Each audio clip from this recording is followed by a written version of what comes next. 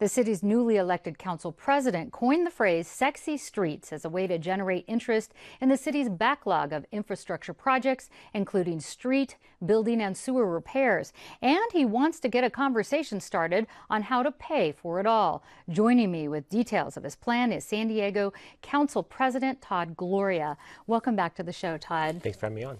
So you generated quite a buzz, the sexy streets in San Diego, but your plan is actually more than just involving repairing streets. That's right. You know, streets are the most visible representation of our infrastructure deficit in the city. But the reality is, as bad as our streets are, our sewers, our storm drains, our sidewalks, our alleys, our public facilities are all also in really poor condition, and we have to do something about that. And you're also including libraries, rec centers. Our public facilities are our libraries, our rec centers, our firehouses, our police stations, all of these places that the public interact with, which have, leaky roofs, poor facilities, outdated, too small, no longer serve the community well, and we have no real plan for how to deal with all of them.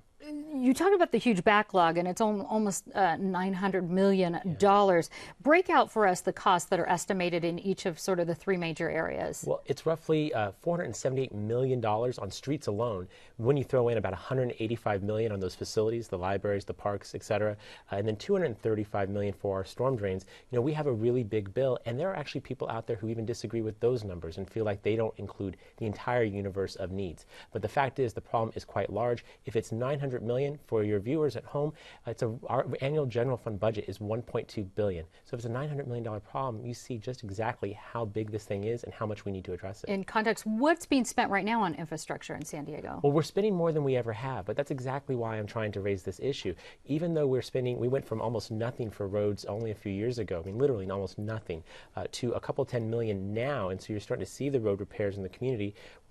Our independent budget analyst says that we'd have to spend almost $30 million more just to keep up on our roads. Just our roads. That doesn't include the storm drains, the public facilities, all those other issues.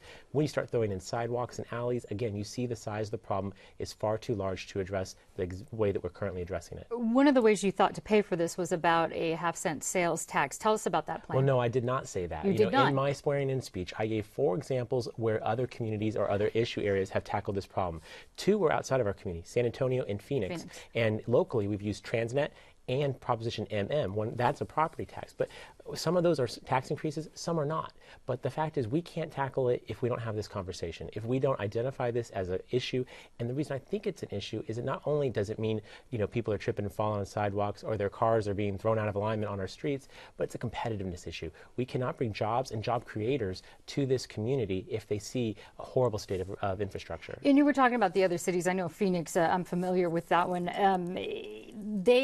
They, I think, actually did a little sales tax that actually got voter approved. But the voters rejected here in San Diego a sales tax hike back in 2012. Do you think they would approve it for something like this? Well, I think this is the most likely one if there were a tax increase. And again, there's no necessity for that. But the reason I would is that it would be very specific. We will tell every community in this city what this would mean to them. If it's a X number of miles of road repair, their firehouse gets improved, a new library here or there, it would be very specific. And I think that kind of certainty has won voter support. We saw that with Transnet, with a half-cent sales tax for traffic relief and mass transit expansion, or with Proposition MM, where you knew that in your own elementary school what you were going to get if you voted yes. Let me ask you this, probably have to be our last question. How are you planning to get, obviously you said the sexy streets and that sort of a buzz, but really you're looking for community input on this. Well, really what I'm doing is bringing out of the shadows a conversation that's already been happening. Our business community has identified this as an economic competitiveness issue, and they have been meeting about it for years now. What I want to do is to bring those conversations forward from our business community, marry them with our neighborhoods to identify what the needs are, what the priorities are, bring them together, and then build a broad coalition, taxpayer advocates, business, everyone at the table, and then go forward in 2014, 2016 to once and for all address this problem. We have talked a lot about pensions. We have solved that issue by transferring to 401ks. What we need to do now is address our infrastructure problem with the same vigor. So you're gathering the information.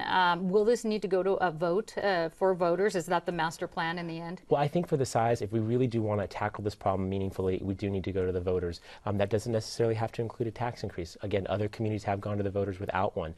But what we have to do is engage them, because ultimately this is their city, and I'm trying to lead on this issue. People need to know that this is a problem. Far too few people talk about it. It's easy to ignore our storm drains. They're underground, but they need attention. So do our roads, so do our public public facilities. We can do better than this, and that's what I'm aiming to do.